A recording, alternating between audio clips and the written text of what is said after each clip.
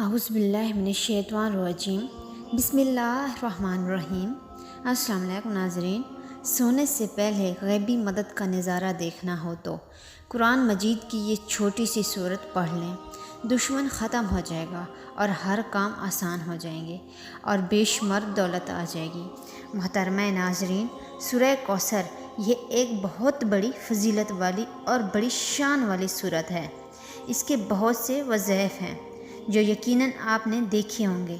یہ سورت اس وقت نازل ہوئی اور اس کا وقت نزول یہ ہے کہ آپ صلی اللہ علیہ وسلم کو مشرکین مکہ نے، کفار نے پریشان کرنا شروع کر دیا کہ آپ کی کوئی نرینہ اولاد ہی نہیں ہے، آپ دنیا سے جائیں گے تو نام و نشان ہی مٹ جائے گا، کوئی پوچھنے والا ہی نہیں، کیونکہ لوگ یہی سمجھتے تھے کہ جس کی اولاد ہے تو اس کا نام باقی رہے گا، تو ان کی تو اولاد ہی نہیں ہے۔ تو آپ صلی اللہ علیہ وسلم دل میں ابھی یہ بات سوچ ہی رہے تھے۔ جبریل امین علیہ السلام یہ سورت لے کر نازل ہوئے، فرمایا کہ بے شک اللہ نے آپ کو حوض کوثر عطا کیا۔ یہ حوض کوثر کیا ہے؟ جنت کے اندر ایک حوض ہے کہ جس کا پانی دودھ سے زیادہ سفید، شہد سے زیادہ میٹھا ہے۔ آپ صلی اللہ علیہ وسلم نے فرمایا جو ایک مرتبہ پی لے گا وہ کبھی پیاسا نہیں ہوگا، جنت کا داخلہ تک اسے پھر پیاس نہیں لگے گی۔ اللہ تعالیٰ ہم سب کو یہ نصیب فرمائے، آمین۔ تو اللہ تعالیٰ نے یہ نعمت آپ کو عطا فرمائی اور پھر فرمایا کہ بے شک آپ کا دشمن ہی بے نام و نشان ہے، اور ساتھ یہ بھی بتا دیا کہ اپنے رب کے لیے نماز بھی پڑھتا رہے، قربانی بھی کرے۔ اللہ نے محبوب صلی اللہ علیہ وسلم کو حکم دیا، اور اب یہ حکم صرف محبوب صلی اللہ علیہ وسلم کے لیے نہیں، آپ کی پوری امت تک، قیامت تک آنے والی تمام نبیوں انسان کے لیے حکم ہے کہ نماز بھی پابندی سے پڑھیں اور قربانی کا عمل بھی کریں، اور ان کو یہ انعام عطا فرما دیا ہے کہ اس سے آپ کی شان اور بڑھے گی، آپ کی شان میں کمی نہیں آ سکتی، آپ کے ساتھ اللہ کی مدد ہے۔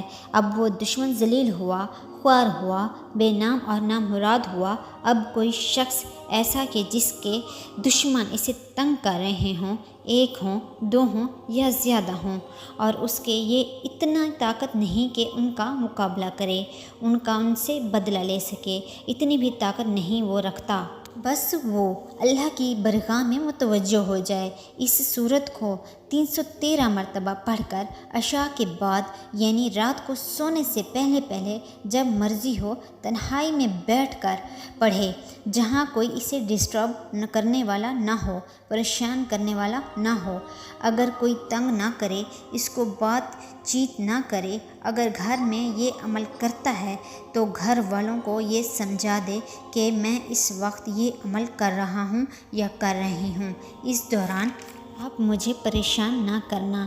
تو یہ آپ نے کس انداز سے پڑھنی ہے اور کس طریقے سے پڑھنا ہے۔ یہ سورت چھوٹی سی سورت ہے، ہر ایک کو یاد ہوتی ہے، یہ وظیفہ مرد بھی کر سکتے ہیں، میری محترمہ مائیں بہنیں بھی کر سکتی ہیں، لیکن طریقہ اچھی طرح سے سمجھ لیں۔ جب یہ لفظ آخر میں آئے اب تر، اس آیت کو آپ 3 مرتبہ دہرائیں، یعنی یہ خاص دشمن کی بربادی کے لیے ہے، دشمن کی ہلاکت کے لیے ہے۔ اس طریقے سے آخری آیت کو 3 مرتبہ پڑھیں، اس طریقے سے 313 مرتبہ آپ نے اس سورت کو پڑھنا ہے۔ شروع میں اعوذ باللہ من الشیطان الرجیم اور بسم اللہ الرحمن الرحیم یہ دونوں پڑھ لیں۔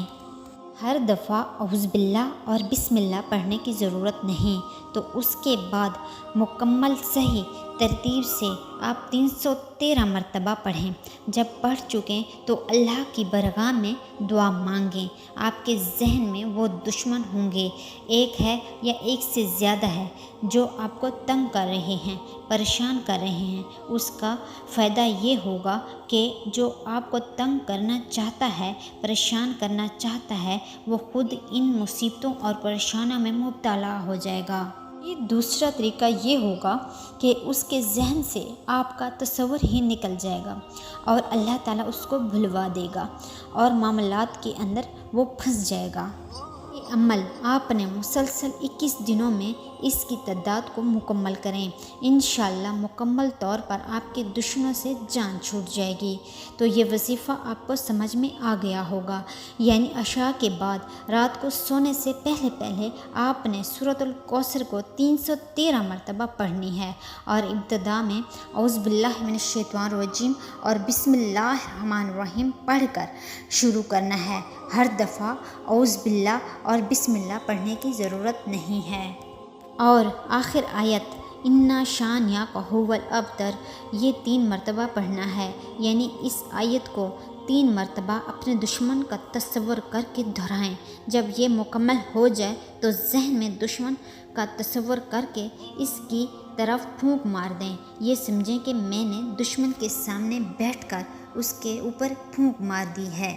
اس تصور سے آپ پھونک ماریں اور اس کے بعد آپ دعا مانگیں اس کی تباہی اور بربادی کے لیے اور اس سے مکمل حفاظت کے لیے آپ دعا مانگیں۔ انشاءاللہ آپ جس طرح اللہ چاہے گا آپ کی حفاظت کر دے گا، اس کے ذہن سے یہ نکال دے گا، وہ اللہ کی مرضی ہے، یہ اسے پریشانی اور دیگر مصیبتوں کے اندر مبتلا کر دے گا۔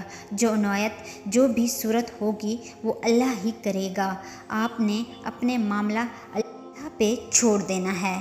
اگر آپ کو ویڈیو اچھی لگی ہے اسے آپ نے لائک کرنا ہے، شیئر کرنا ہے، چینل کو سبسکرائب کرنا ہے۔ جزاک اللہ۔